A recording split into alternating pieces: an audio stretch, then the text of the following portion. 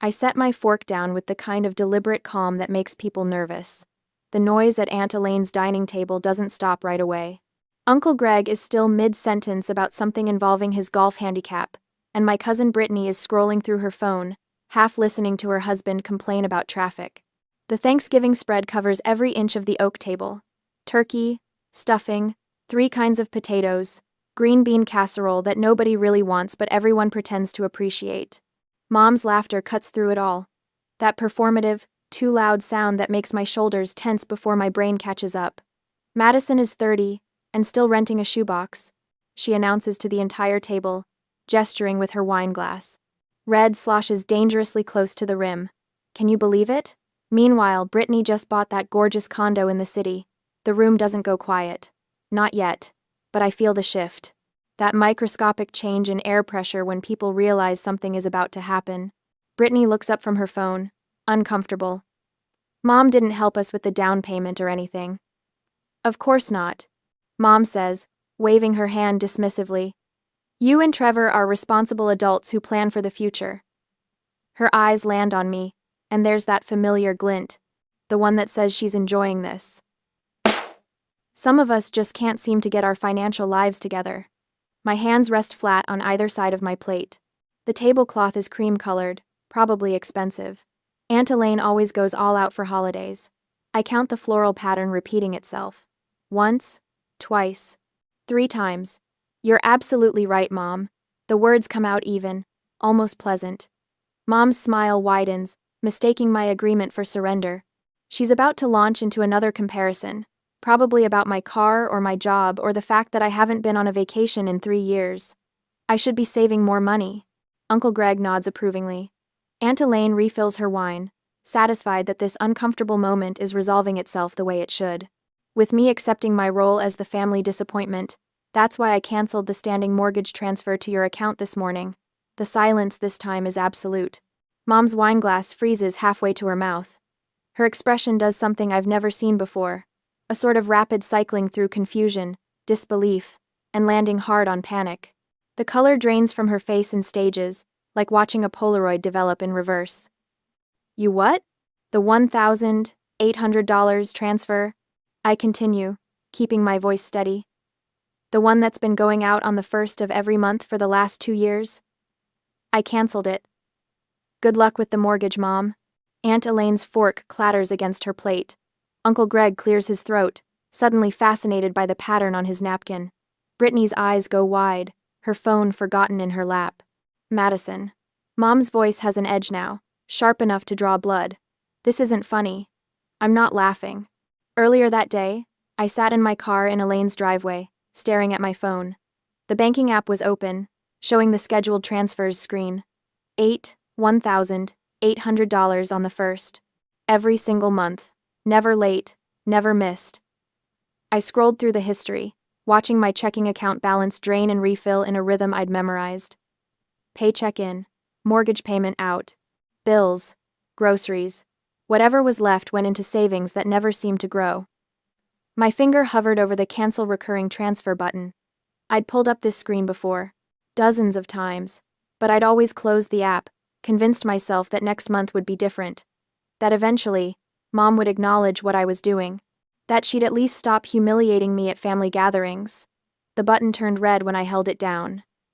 Are you sure you want to cancel this recurring transfer? I pressed confirm. Now, sitting at this table surrounded by the people who are supposed to be my family, I watch the power dynamic shatter like dropped crystal. You can't be serious. Mom's voice rises. Madison Ann Wright, you sit down and tell me you're joking right now. I'm already standing, reaching for my coat from the back of my chair. My hands don't shake. Not yet. That will come later. I'm completely serious. After everything I've done for you? Mom pushes back from the table, nearly knocking over her chair. I raised you. I sacrificed for you. And this is how you repay me? The room holds its breath. This is the part where I'm supposed to apologize, where I back down and promise to reinstate the transfer, and beg forgiveness for embarrassing her in front of the family. Everyone knows the script. I pull my coat on, button by button. The movements feel mechanical, like I'm watching someone else's hands. Enjoy your dinner. Madison. Mom's voice follows me toward the front door. You get back here right now. You can't just walk out. Madison. Aunt Elaine starts to rise, probably to block my path or deliver some speech about family duty. But something in my face stops her. Maybe it's the way I'm not crying, or the way my jaw is set. Or maybe it's just that after 30 years of being the peacekeeper, the people pleaser, the invisible daughter who pays her mother's mortgage while living in a studio apartment she can barely afford. I'm finally done performing. The November air hits my face as I step outside. Cold, sharp, real. My car is parked at the curb under a streetlight. I slide into the driver's seat and close the door, muffling the sounds of the chaos I just left behind. The engine starts with a familiar rumble. My hands find the steering wheel, and that's when they start to shake. Not from regret, from the adrenaline of finally standing up. I stare at the dark windshield, watching my breath fog the glass. Inside that house, Mom is probably crying now. Aunt Elaine is consoling her. The family is probably already deciding I'm the villain in this story. But I'm not going back in. Not tonight. Not ever. The next day, the spreadsheet glows on my laptop screen, each row a small betrayal documented in Arial 11-point font. I've been sitting at my kitchen table for 3 hours now, cross-referencing bank statements with calendar dates, building a timeline of exactly how much I've bled. The apartment is quiet, except for the hum of my refrigerator and the occasional click of my mouse. My coffee went cold an hour ago, but I keep lifting the mug to my lips anyway, forgetting. $1,800. Every single month. For 24 months. $43,200. But that's not the whole story. I scroll down to the highlighted cells in yellow. The emergency payments. Mom's car needed new brakes. Her water heater died. She had an unexpected dental bill. Each crisis arrived with the same frantic phone call, the same tremor in her voice that made my stomach drop. September last year, $4,000 for the roof repair that couldn't wait. March, $2,500 for the furnace. June, $5,000 because the property taxes came due, and she'd completely forgotten. December, right before Christmas, $13,000. She said the townhouse was going into foreclosure. She cried on the phone. I emptied my savings account and canceled my own holiday plans. The total at the bottom of the spreadsheet makes my chest tight. $68,000. I save the file with a name that feels like evidence. Madison, Wright, Financial, Documentation, 2023-2025, XLSX. Then I save it again to my cloud drive. Then I email it to myself. I'm not losing this. My phone buzzes against the table. Dad's name on the screen. Hey, I answered. Your aunt called me. His voice is careful. Said you made a scene at Thanksgiving. I stated a fact. Good for you. He exhales, and I can picture him in his kitchen, leaning against the counter the way he does when he's gathering his thoughts. Your mother called me too. Wants me to talk some sense into you. And? I told her I agreed with you. Something loosens in my chest. She's been telling everyone you left her broke. Of course she has. Dad sounds tired. Madison, you know the divorce settlement was 50-50. Right down the middle. The judge made sure of it. Your mother got $230,000. The townhouse was paid off. She had no debt. Where did it go? Where does it ever go? He pauses. That spa membership costs $800 a month. I saw the credit card statements before we split. She was spending $4,000 a month at Nordstrom, getting her hair done every 2 weeks at that place in Belmont, the kitchen renovation that she absolutely had to have, the bathroom remodel. New furniture. She spent the money, Madison. That's what she does. I already knew this. But hearing Dad confirm it makes the spreadsheet on my screen feel less like paranoia and more like proof. Thanks for telling me, I say. I should have told you 2 years ago. His voice drops. But honestly, I thought you were just helping her with groceries or small bills. I had no idea you were paying the entire mortgage until Elaine opened her mouth. He sighs. I'm sorry I didn't ask sooner. Everyone. We hang up, and I'm staring at the spreadsheet again when someone knocks on my door. Sharp, insistent raps that make me flinch. I know who it is before I open it. Aunt Elaine stands in my hallway, still wearing her coat, her face arranged in that expression of righteous concern that makes her look like a church lady about to deliver a sermon. She doesn't wait for an invitation.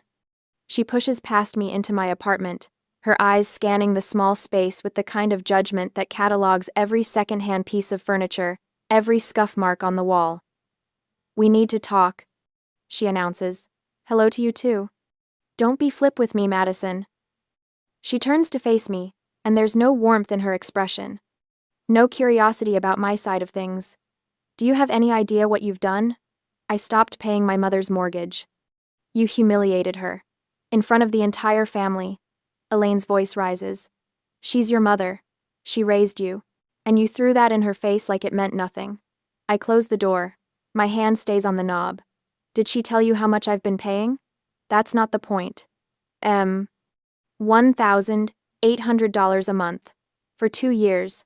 Plus another $24,000 in emergency payments." The numbers roll off my tongue. I've been staring at them long enough that they're memorized. $68,000 total. Elaine waves her hand like, I'm talking about pocket change. Family helps family. Does family humiliate family at Thanksgiving dinner? She was just joking. She called me a financial failure. She compared me to Brittany.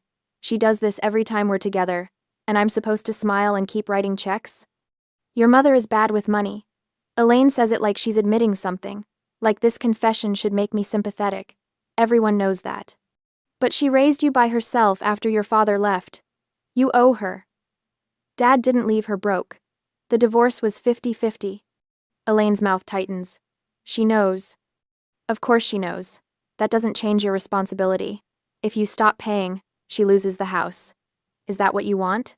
Your mother homeless? I want her to be an adult. She's 55 years old, Madison. She can't just start over. I'm 30. Why can't I? The question hangs in the air. Elaine stares at me, and I see the calculation happening behind her eyes. She's realizing that shame won't work anymore. That I'm not the same person who showed up to Thanksgiving dinner yesterday. If she loses that house, everyone will know it's your fault. She says finally. Your cousins, your aunts and uncles, everyone at church. They'll know you abandoned your own mother. They can think whatever they want. This will follow you. Her voice drops, taking on an almost threatening edge. People talk. Your coworkers will hear about it. Your boss. Everyone will know what kind of daughter you are. I walk to my laptop and turn it to face her. The spreadsheet fills the screen. $68,000 in a cell at the bottom, highlighted in red. Feel free to share that number when you're telling everyone what kind of daughter I am. Elaine looks at the screen. Her jaw works, but she doesn't say anything. I'm done, I tell her. You can leave now. She goes without another word, and I lock the door behind her. Then I sit back down at my kitchen table and open my email. The message takes me 10 minutes to write. I keep it formal, professional. The kind of email I'd send at work when documenting a problem. 2. Carolyn Wright, Elaine Peterson, CC, Richard Wright, subject, financial support notice. Effective immediately. I will no longer provide financial support for mortgage payments or other expenses. I have attached documentation showing $68,000 in payments made between November 2023 and November 2025. This decision is final. Madison Wright. I attach the spreadsheet. My finger hovers over the send button for only a moment. The email whooshes away. My phone stays silent for the rest of the evening. No calls, no texts. When I check the family group chat before bed, there are no new messages, just silence where there used to be constant noise. I look at my bank account one more time. The balance is higher than it's been in 2 years. Next month, it will be higher still. The price of that number is the silence on my phone, the ostracization that's already starting. But for the first time in 24 months, I can breathe.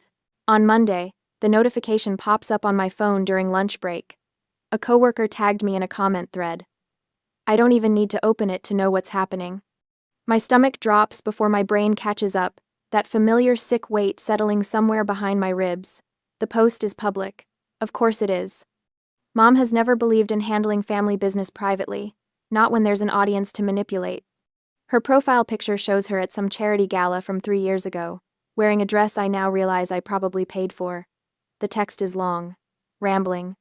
The kind of emotional vomit that people scroll past unless they know the players involved.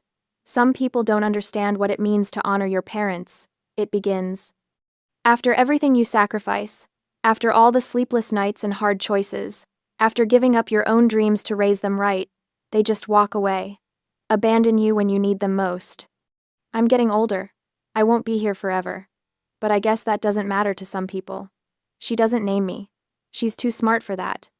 But she's tagged Aunt Elaine, Uncle Greg, 3 cousins, and half a dozen family friends, people who were at Thanksgiving, people who know exactly who she's talking about. The comments are already rolling in. Sympathetic emojis, praying for you and stay strong, and some children just don't appreciate what they have. Mrs. Henderson from 2 doors down wrote, "You deserve so much better." I lock my phone and set it face down on my desk. The spreadsheet I was working on blurs in front of me. "Hey, Madison?" I look up. Jessica from accounting is standing in my cubicle entrance, her expression carefully neutral. The kind of neutral that means she's seen something and doesn't know how to bring it up. "I just wanted to check if everything's okay. I saw your mom's post and..." Heat floods my face. Not embarrassment exactly. Something sharper. The realization that my personal crisis has officially leaked into my professional life. I'm fine. The words taste like cardboard. Family stuff. You know how it is. Jessica nods, but her eyes hold that look. Pity mixed with curiosity, mixed with judgment. She's wondering what I did to deserve a public shaming from my own mother. Whether there's truth to the ungrateful daughter narrative my mother is spinning. "If you need anything," Jessica says, backing away slowly. After she leaves, I pull up the post again, read through the comments, watch the likes climb. 43 people have validated mom's victimhood in the span of 20 minutes. My fingers move on autopilot, typing out a response. A clear, factual explanation of the last 2 years, the mortgage payments, the manufactured emergencies. The casino receipts I haven't even shared yet, every detail laid out in numbered points, irrefutable and damning. I write 3 paragraphs. 4.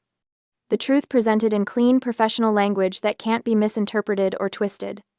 My thumb hovers over the post button. 1 tap and everyone will know my side. 1 tap and the narrative shifts. 1 tap and I stop being the villain. The office air conditioning kicks on, humming through the vent above my desk. I stare at my drafted response, reading it over twice. Then I highlight all of it and hit delete, because that's exactly what she wants. Mom doesn't care about the truth. She cares about the performance. About forcing me to defend myself publicly, to engage in a battle where she controls the terrain. Every comment I make, every fact I share, it all feeds into the drama she's creating. It makes me look defensive, reactive, like someone who has something to hide. I block the post from my feed instead. Don't unfriend her. Don't comment. Just remove it from my view like it never existed. My hands are steadier than I expect. The phone rings 20 minutes later. Dad's name flashes across the screen. "I saw it," he says before I can speak. No greeting, just straight to the point. "Don't respond. I wasn't planning to." "Good." He exhales, and I can picture him in his workshop, surrounded by half-finished furniture projects and sawdust. "She's baiting you. This is what she does. Creates a crisis, makes herself the victim, and waits for you to react, so she can point to your reaction as proof of how terrible you are. I know." "Do you?" His voice softens. "Because I spent years falling for it, apologizing for things I didn't do, trying to fix problems I didn't create. It took me too long to realize you can't win against someone who rewrites history every time she opens her mouth." I close my eyes, pressing the phone harder against my ear. People believe her. Some people will believe anything that confirms what they already think. The ones who matter will see through it eventually. After we hang up, I sit in the silence of my cubicle. The fluorescent lights buzz overhead. Someone's microwave popcorn makes the break room smell like fake butter. That evening, my coworker Amber texts me. Not Jessica with her careful neutrality, but Amber from my training cohort 3 years ago. We get drinks sometimes. Share war stories about difficult clients and office politics. "Saw your mom's post through a mutual friend. Want to grab coffee?" We meet at the place 2 blocks from my apartment. Small, overpriced, with mismatched furniture and aggressively hip baristas. Amber orders something with oat milk. I get black coffee because I'm too tired to make decisions. My mom did the same thing to my sister. Amber says without preamble.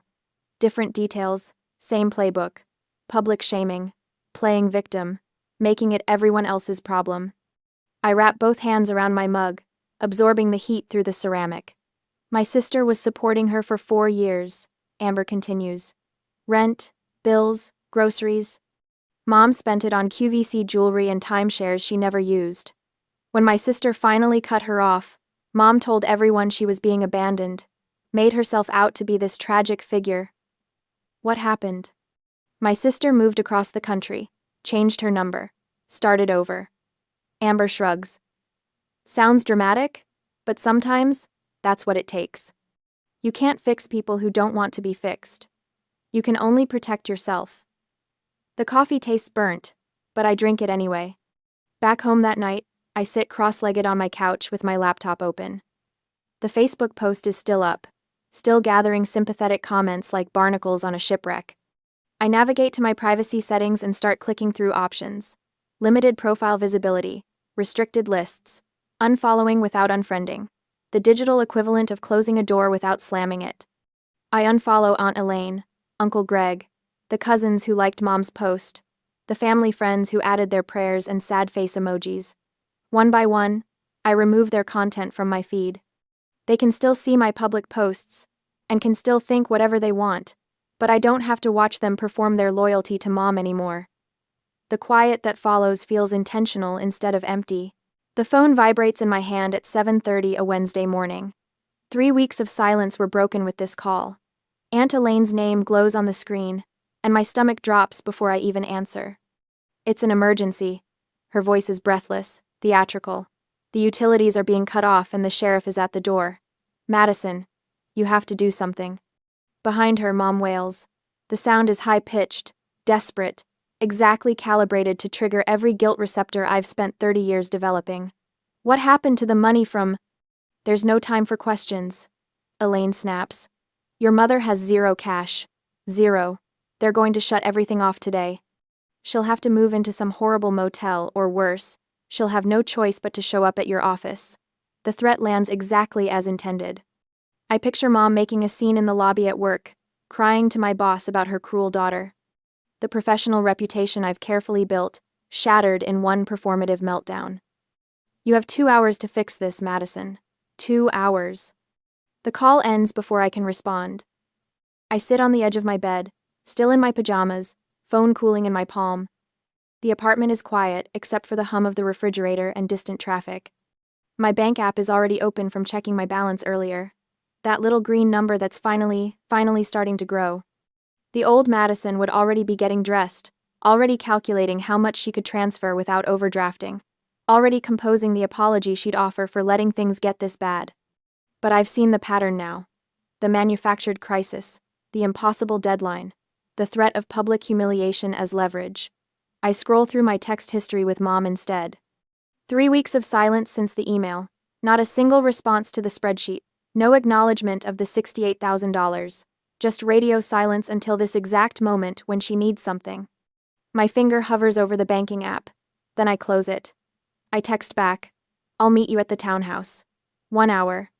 The reply comes in seconds. Thank God, I knew you'd come through. I shower, dress in my usual work clothes, gray slacks, white blouse, minimal makeup. The mirror shows someone who looks tired, defeated, beaten down. Perfect. The drive to Mom's townhouse takes 35 minutes, but I make them wait longer. My hands are steady on the wheel. No shaking this time, just cold, clear focus. Mom's car is in the driveway. So is Elaine's Mercedes. I park on the street and walk up the path slowly, counting my steps. 17 from curb to front door. The flower beds Mom planted last spring are overgrown, weeds choking out the petunias she spent $200 on. The door opens before I knock. Finally. Elaine ushers me inside like I'm late for surgery. She's in the living room. She's been beside herself. Mom sits on the couch, tissue box in her lap, mascara smudged, but her eyes are sharp. Alert, watching me for signs of weakness. Elaine hovers behind her, arms crossed, playing the concerned sister. They're barely concealing their smugness. They think this is victory. The prodigal daughter returning with her checkbook open. I don't sit down. Show me the shutoff notice. Mom blinks. What? The sheriff. The utility company. Show me the paperwork. There's no time for... Elaine starts. Show me. Mom's hands flutter toward the coffee table where a single envelope sits. Duke Energy. Addressed to her. I open it. Final notice, dated 3 days ago. Past due amount, $412. Not $1,800. Not the mortgage. Utilities.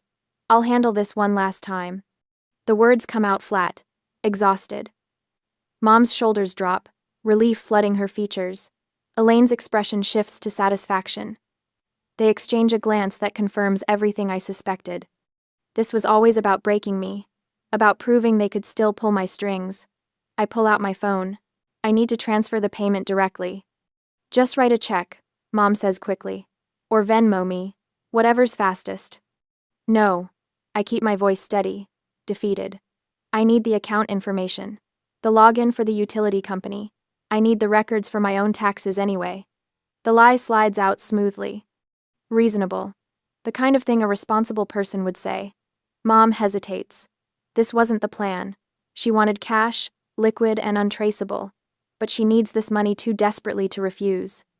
I watch her calculate, watch her decide that getting paid now is worth the minor inconvenience of sharing login credentials. Fine. She rattles off the website, username, password. I type them into my phone, fingers steady. The Duke Energy portal loads. I navigate to payment options, enter my debit card information, and confirm the $412 charge. My bank app shows the transaction processing immediately. There, paid. Thank you, sweetheart. Mom's voice drips with false warmth. I knew you'd understand. Family helps family. But I'm not done. I'm scrolling now. Phone tilted away from their view. Transaction history. Download statements. Screenshot. Screenshot. Screenshot. The phone's camera sound is muted, but my heart hammers so hard I'm sure they can hear it. 6 months of utility bills. Paid on time, every month, no late fees until this one. I keep scrolling, downloading, documenting. Mom is already talking to Elaine about something else, her crisis resolved. They think this is over. They think the ATM is open again. I should go. I pocket my phone. I have work. Of course. Mom doesn't stand to walk me out. Thank you, Madison. I know things have been tense, but this really means a lot. I don't respond. Just head for the door, hand steady on the knob. Outside, I don't drive away immediately. I park down the street where my car isn't visible from the townhouse windows. My phone is hot in my hand, screen glowing with the utility account still open. The login credentials work for more than just Duke Energy. I navigate to her bank account, the one she gave me access to under the guise of paying bills. My thumb hovers over the transaction history. Then I tap it. The numbers that load make my breath catch. 2 days ago. ATM withdrawal. The Emerald Casino. $2,000 in cash. The day before the emergency. The day before she claimed to have zero money. The day she and Aunt called me. I scroll further back. More casino withdrawals. Luxury purchases at department stores. Spa memberships. Monthly charges that paint a picture of someone who never intended to pay her own bills. Someone who spent the mortgage money knowing exactly who would cover the shortfall. I screenshot everything. Every transaction. Every date. Every location. The evidence downloads to my phone in a neat, devastating timeline. Inside that townhouse, Mom and Elaine are probably celebrating. Probably already discussing what the next emergency will be. Home repairs, maybe, or car trouble. Whatever story sounds urgent enough to open my wallet again. But I'm not crying. I'm smiling. My fingers fly across the screen, creating a new folder. Evidence. I drop every screenshot inside, then back it up to cloud storage. 3 copies, each one a bullet I didn't know I'd need until this exact moment. The trap isn't just armed anymore. It's loaded, aimed, and ready. Let's see what else you've been hiding, Mom. I start the engine and pull away from the curb, leaving the townhouse and its occupants behind. My phone sits in the cup holder, screen dark now, containing the truth they never meant for me to find. The ATM isn't open. It's about to permanently close. The text comes through 4 days after I paid the utility bill. Mom, Madison, I need to talk to you about something urgent. My car is making a terrible noise, and the mechanic says it needs $1,200 in repairs immediately. I can't get to work without it. I stare at the message while my coffee goes cold. The same urgency, the same breathless crisis, the manufactured panic that used to send my heart racing and my fingers flying to the bank app. Not anymore. I scroll through the screenshots I took while logged into her account. Transaction after transaction, each one telling a story she never wanted me to read. The grocery store charges are reasonable enough. The utility payments are there, smaller than she claimed. But then there are the other ones. The luxury spa, the designer outlet mall, the wine bar downtown that charges $18 for a glass of Pinot. And the big one. The devastating one. The Emerald Casino. My thumb hovers over the reply button. I could ignore this, block her number, move on with my life and let her figure out her own messes. But she won't stop. People like Mom never stop until someone makes them. Me. Let's talk about it. Can you meet tomorrow afternoon? I think Aunt Elaine should be there too. The response comes back in seconds. Mom. Why does Elaine need to be involved? This is between us. Me. Because she's been involved in every other conversation about my financial responsibility to you. 2 o'clock at the Riverside Cafe. I'll see you both there. I don't wait for her to argue. I turn off my phone and finish getting ready for work. The next day, the cafe sits on the corner of Main and 3rd, the kind of place with round tables and too much natural light. I arrive 10 minutes early with my laptop bag and a folder containing printed copies of everything, the evidence organized by date, highlighted in yellow where it matters most. Mom and Aunt Elaine walk in together at 2:15. Late, but not late enough to be called out for it. Mom's face has that pinched look she gets when she's nervous but trying to hide it. Elaine's expression is already set to disapproval, like she walked in here ready to lecture me about family duty before I've said a single word. They sit across from me. Mom reaches for my hand, but I pull back and rest both palms flat on the table. Thank you for coming. Of course, sweetheart. Mom's voice drips with artificial sweetness. Now, about the car. I really am in a bind, and I know you said you wouldn't help anymore, but this is different. I can't work without transportation. We can talk about that. I open my laptop. The screen glows between us. But first, I want to show you something. Elaine shifts in her seat.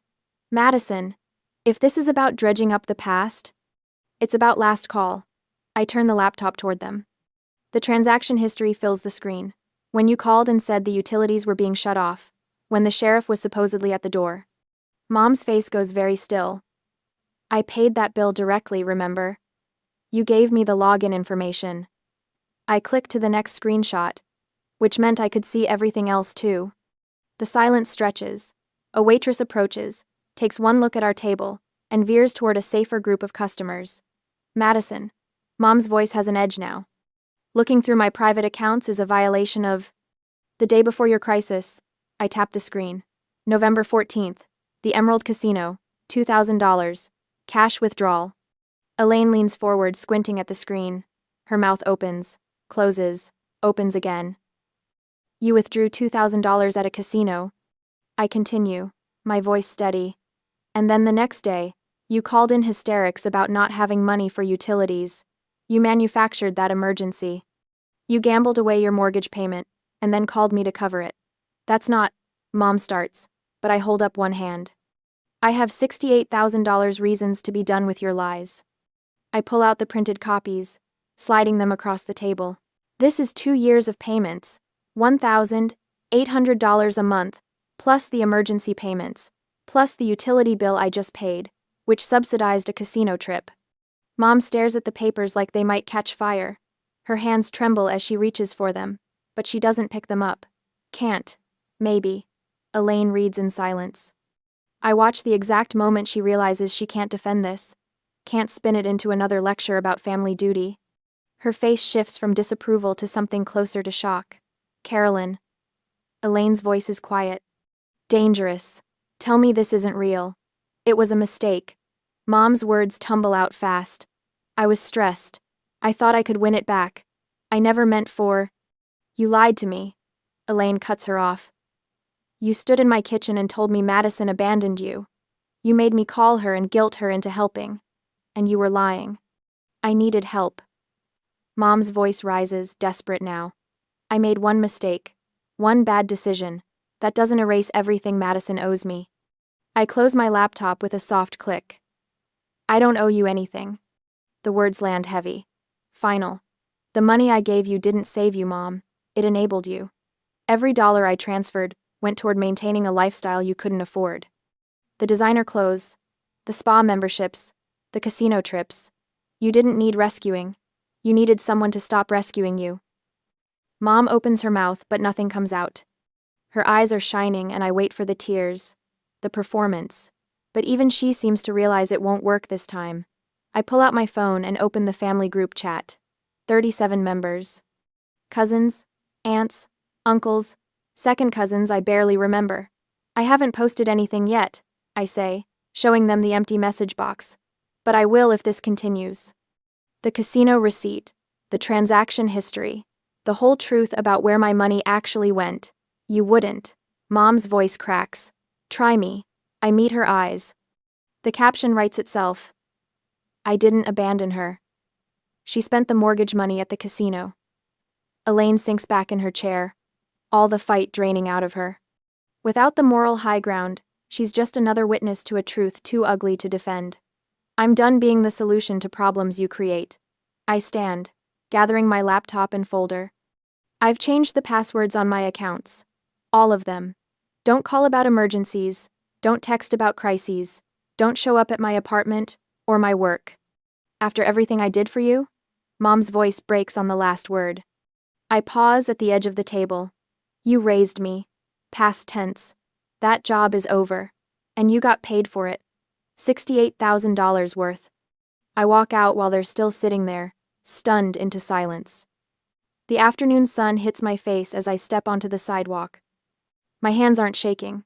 My chest isn't tight. For the first time in 2 years, I feel lighter than air. 5 months changes everything and nothing at all.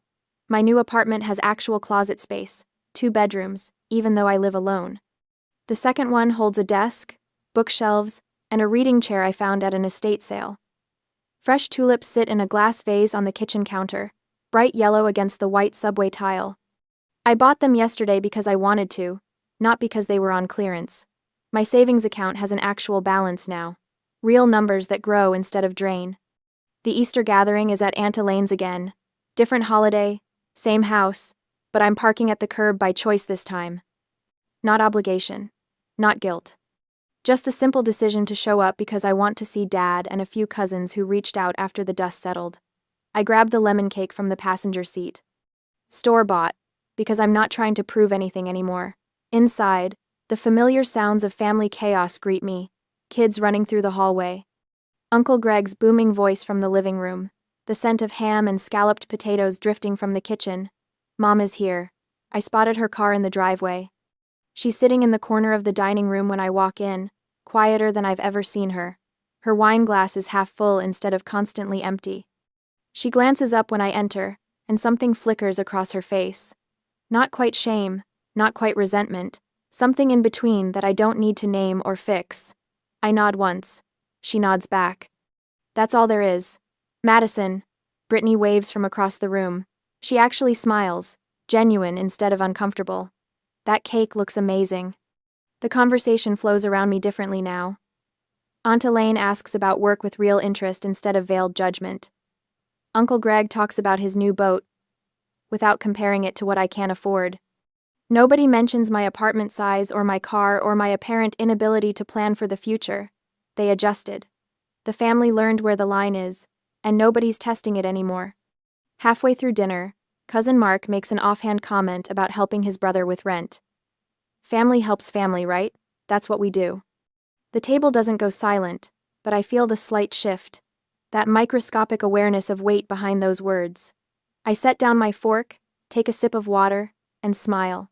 No tension in my shoulders. No calculating how to escape. Everyone's responsible for their own finances. Mark blinks, nods slowly. Yeah, I guess that's true too. The conversation moves on. Someone asks about dessert. Brittany's husband tells a story about their dog. The moment dissolves like sugar in coffee, sweet and unremarkable. Later, Dad catches me by the coffee station. He squeezes my shoulder once, firm and proud. He doesn't say anything. Doesn't need to. On Tuesday, a younger woman from accounting stops by my desk. Sarah, maybe 24, with circles under her eyes that look familiar. Can I ask you something? She glances around like she's afraid of being overheard. It's about family stuff. We end up having coffee in the break room. She tells me about her parents, their constant requests, the guilt trips, the threats. Her voice shakes when she talks about cutting them off. Everyone says I'm being selfish. I think about the spreadsheets, the casino withdrawal, the 2 years of silence I mistook for love. You can love people from a healthy distance, I tell her. You're not responsible for fixing problems they create. She's crying now, but the relief on her face is unmistakable, like someone finally gave her permission to breathe. I give her my number, tell her to call if she needs to talk. She hugs me before leaving, whispering thank you against my shoulder. That evening, I meet Dad and Jessica, my coworker who validated my boundaries 6 months ago, at the Italian place downtown. We order too much food and split a bottle of wine that costs more than I used to spend on groceries for a week. To chosen family, Jessica says, raising her glass. Dad grins. To Madison finally choosing herself. We clink glasses, and the sound rings clear. Driving home, the sunset spreads across the horizon in shades of orange and deep pink. My hands rest easy on the wheel, no phantom buzzing from my phone. No checking the rearview mirror like Mom's going to appear. My laptop sits open on the passenger seat, browser tabs still visible. One shows a photography course starting in June. Another has flight prices to Colorado. The voice in my head sounds different now, steady instead of anxious, clear instead of conflicted. Family helps family, I say out loud to the empty car. But help doesn't mean sacrifice. The light ahead turns green. After all I did for you? I smile at my reflection in the windshield. I finally did something for myself. My hands stay steady on the wheel. The road ahead is mine. The invisible provider now provides for the only person who never exploited her, herself.